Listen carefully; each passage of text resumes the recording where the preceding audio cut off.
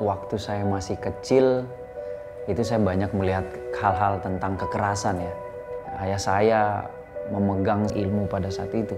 Dampaknya memukuli istrinya. Waktu dia cari ibu saya, dia melihat bulu-bulu dalam ibu saya. Dia bilang dia harus keluarin bulu-bulu itu, makanya dia ikat.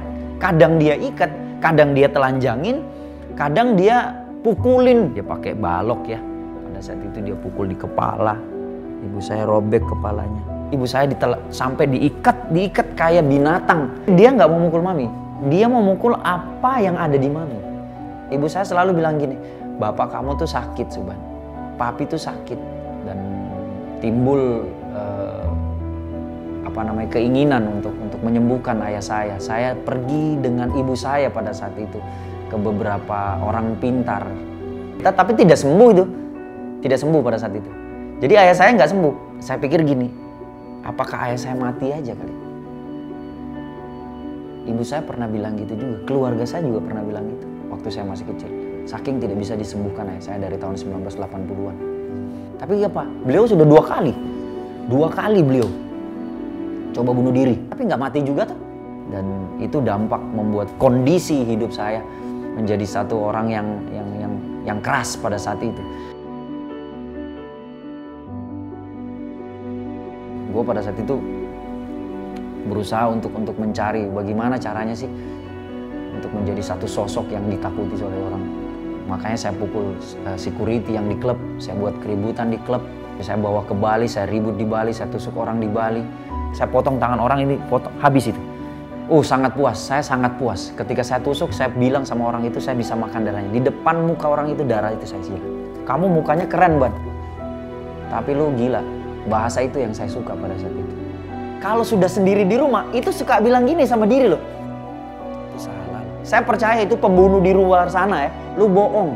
Kalau lu tidak rasakan hati kecil lu bilang lu salah. Tapi karena omongan banyak orang bilang lu bagus, lu punya ini. Itu yang membuat kita tuh jadi tetap terus. Tahun 2006, 2005 pada saat itu. Saya ketemu dengan satu pribadi. Dia nanya. Dia bilang, bro ada sesuatu yang lu mau omongin mungkin bro. Mau omongin pada saat itu. Saya bilang, lu tahu apa bro? Tapi apa pada saat itu, begitu saya pulang, ini kenapa anak itu gue sendiri ingat anak ini. 2 minggu setelah saya ketemu sama dia, itu saya ngomong sama dia. Saya ngomong, saya punya masalah keluarga. Tahu apa yang dia bilang? Dia cuma bilang gini, Suban, harus melalui lu dulu. Baru seisi rumah diselamatkan. Terus dia doa. Dia bilang, engkau melihat hati. Waktu dia ngomong tentang hati, itu saya sempat mau nangis. Saya nangis di situ. Ini yang tidak pernah saya alami dalam hidup saya. Bahwa Tuhan tidak melihat manusia, tapi Tuhan lihat hati manusia. Itu ada hari di mana saya telepon ayah ke daerah. Papi pada saat itu ngomong. Papi saya ngomong ini. Dia ngomong gini. Suban, jaga adik-adikmu.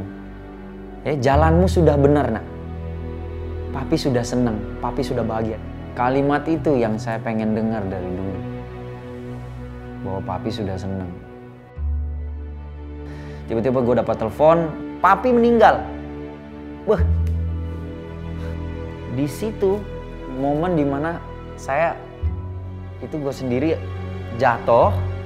Tapi apa? Tiba-tiba itu ada kayak flashback gitu. Oh iya, keluarga gue mintanya bokap gue meninggal. Nyokap gue sendiri pun minta seperti itu. Gue pun mengiyakan itu pada saat itu. Bilangnya apa? Kasihan papi kalau kayak begini. Gue bilang, Yesus, kalau memang bokap gue itu meninggal bareng dan sudah ada di sorga bareng lo, bikin bokap gue itu tersenyum. Begitu gue lihat itu, ini peti ya, ini peti. Jadi gue melihat gini. Gue lihat pelan-pelan. Ayah saya senyum. Ayah saya senyum.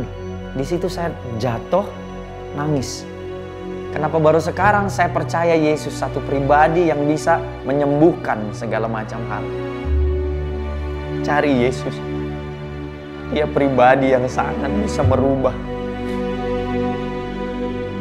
Jangan berhenti untuk berdoa, bro. Jangan berhenti untuk berdoa. Jangan tahan sesuatu yang baik itu mau masuk dalam diri. Saya Muhammad Subhan, ini aku dan sebuah cerita.